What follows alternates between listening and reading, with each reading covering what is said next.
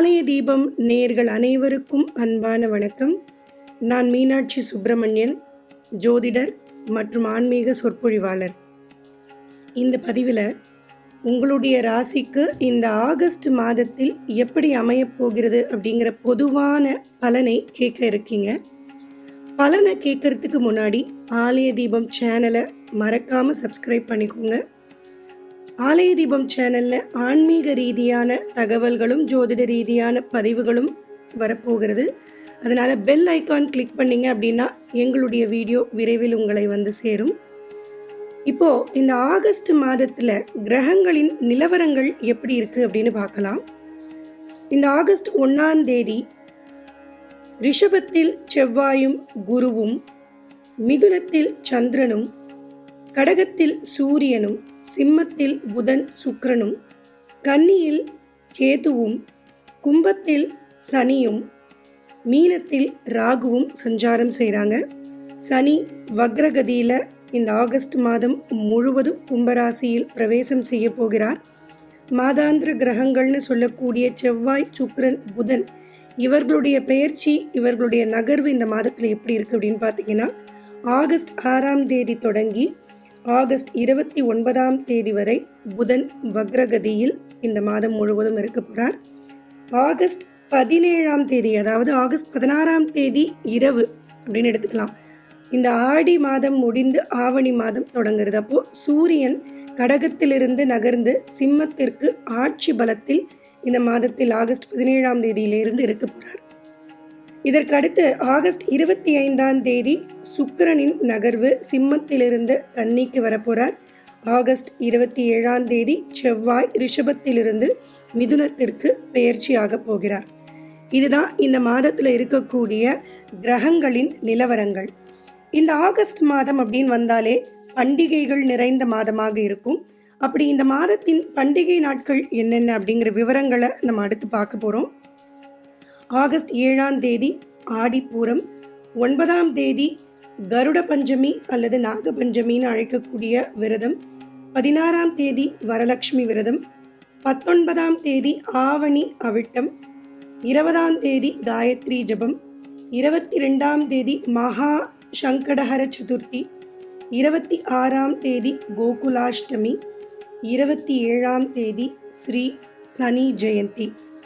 இந்த விவரங்களை தொடர்ந்து இப்போது உங்களுடைய ராசிக்கு இந்த ஆகஸ்ட் மாதம் எப்படி அமைய போகிறதுன்னு பார்க்கலாம் வாங்க. மிதுன ராசிக்காரர்களுக்கு இந்த ஆகஸ்ட் மாதம் எப்படி அமைய போகிறது? இந்த மாதத்தின் பெரும்பாலான நாட்கள் உங்களுடைய ராசிநாதன் மற்றும் 4 குடையவரான புத பகவான் வக்ரகதியில் இருக்க போகிறார்.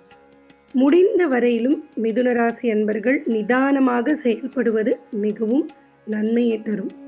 ஒரு பிரேக் அப்படின்னு சொல்கிற மாதிரி ரொம்ப முக்கியமான காரியங்கள், இல்லை நிறைய இன்வெஸ்ட்மெண்ட் போட்டு செய்யக்கூடிய செயல்கள், இதிலெல்லாம் ஒரு சின்ன பிரேக் எடுத்துக்கலாம். இல்லைனா நம்மளுடைய தசாபுக்தி காலங்கள் எப்படி இருக்குன்னு பார்த்துட்டு அந்த முக்கியமான காரியங்களை செய்யறது மிகவும் அவசியமான ஒன்று.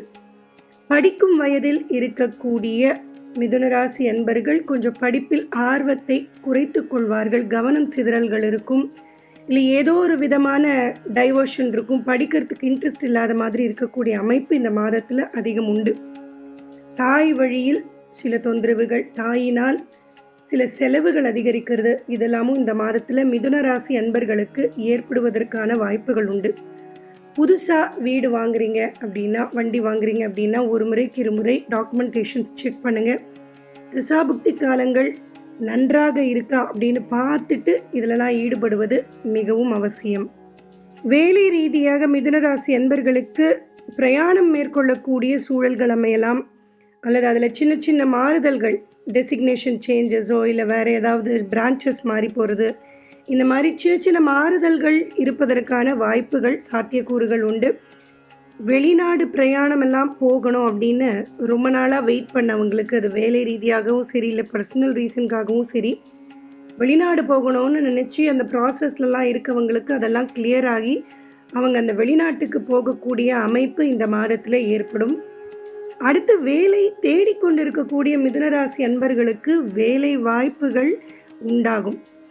இன்டர்வியூ அட்டன் பண்ணி ரொம்ப நாள் ஆகுது, இன்னும் எதுவுமே தெரியலையே ரிசல்ட்ஸ்ன்னு வெயிட் பண்ணுறவங்களுக்கு ஆஃபர் லெட்டர் கையில் வரக்கூடிய அமைப்பு இந்த மாதத்தில் உண்டு. புதுசாக தொழில் தொடங்கணும் அப்படின்னு நினைக்கக்கூடியவர்கள் பேங்க் லோன்லாம் அப்ளை பண்ணியிருந்தீங்க அப்படின்னா அதெல்லாம் கிடைக்கக்கூடிய சூழல்கள் உண்டு. இருந்தாலும் இந்த மாதத்தில் கொஞ்சம் நிதானமாக செயல்படுங்க.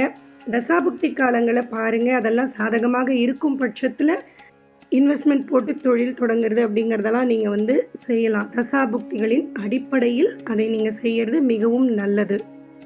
குடும்பத்தில் அவ்வப்போது சின்ன சின்ன மனக்கசப்புகள் போகும்.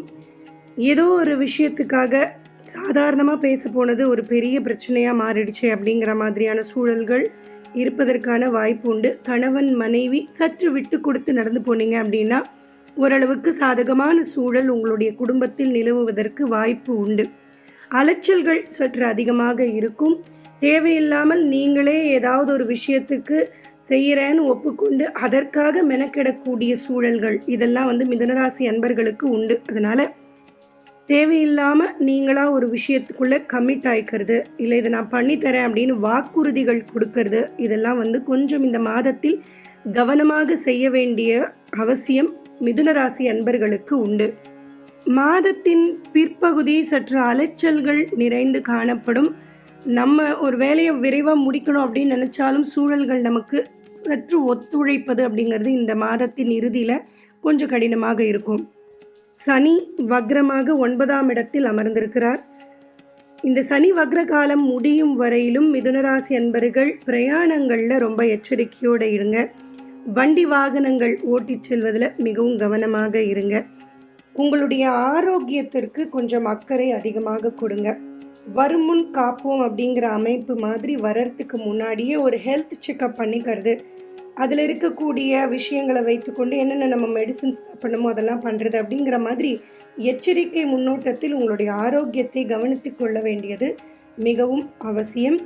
உங்களுடைய சேமிப்புகள் குறைவதற்கான வாய்ப்புகள் உண்டு. அந்த அளவுக்கு செலவுகள் அப்படிங்கிறது இந்த மாதத்தில் சற்று அதிகமாக இருக்கும். மாதத்தின் இறுதி வரையிலும் கொஞ்சம் அதிகமாக இருக்க வாய்ப்பு உண்டு. எங்கெங்கேயோ நம்ம சேர்த்து பணத்தெல்லாம் வச்சுருந்தோம். பெண்கள் காசெல்லாம் மிச்சம் பிடிச்சு ஏதோ ஒரு இடத்துல பத்திரமா எடுத்து வச்சுருந்துருப்பாங்க. இப்போ அதையெல்லாம் செலவுக்காக எடுத்து நீங்கள் பயன்படுத்தும் விதத்தில் இந்த மாதத்தில் கொஞ்சம் செலவுகள் அதிகரிக்கிறதுக்கு வாய்ப்புகள் உண்டு. கூட்டு தொழில் வியாபாரத்தில் இருக்கக்கூடியவர்கள் உங்களுடைய பிஸ்னஸ் பார்ட்னர்ஸோட கலந்து ஆலோசனை செய்து ஒரு விஷயத்தில் இறங்குவது அப்படிங்கிறத பண்ணலாம். இந்த கம்யூனிகேஷன் கேப் அப்படிங்கிறதுனால இந்த பிஸ்னஸ் பார்ட்னர்ஸ் இடையே சில விரிசல்கள் வருவது, இல்லை கணவன் மனைவி இடையே ஒரு விரிசல்கள் வருவது அப்படிங்கிறதெல்லாம் ஏற்படும். அதனால் எந்த ஒரு முக்கியமான காரியம் பண்ணுறதுக்கு முன்னாடியும் பார்ட்னர்ஸ், அது பிஸ்னஸாக இருந்தாலும் வாழ்க்கையாக இருந்தாலும் அவர்களோட கலந்து ஆலோசனை செய்வது அப்படிங்கிறது மிகவும் அவசியம். மொத்தத்தில் மிதுன ராசி அன்பர்களை பொறுத்த வரைக்கும் நிதானமாகவும் கவனமாகவும் இந்த மாதத்தில் செயல்படுவது நன்மையை தரும்.